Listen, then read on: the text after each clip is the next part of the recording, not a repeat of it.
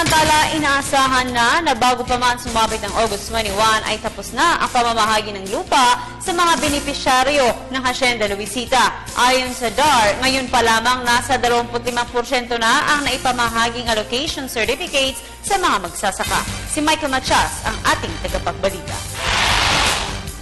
Mapapaaga umano matapos ang land allocation activities ng Department of Agrarian Reform o DAR sa mga magsasakang benepisyaryo ng Hacienda Luisita sa Tarlac.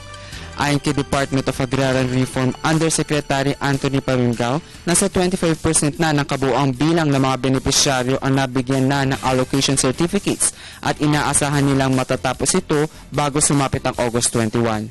Ang bawat magsasaka na mabibigyan ng parte sa lupa ay makakatanggap ng 6,600 square meters nito.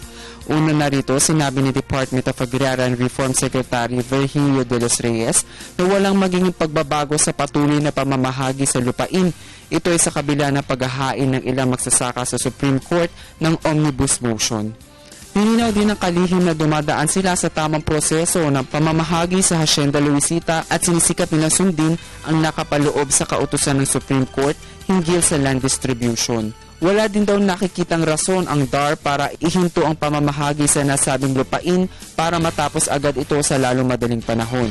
Agad naman daw nilang ihihinto ang pamamahagi sa lupain kung ito ay pag-uutos ng kataas-taasang hukuman.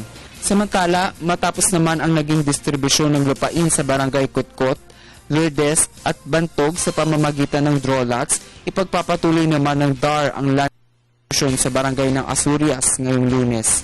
Para sa Telebisyon ng Bayan, Michael Matias.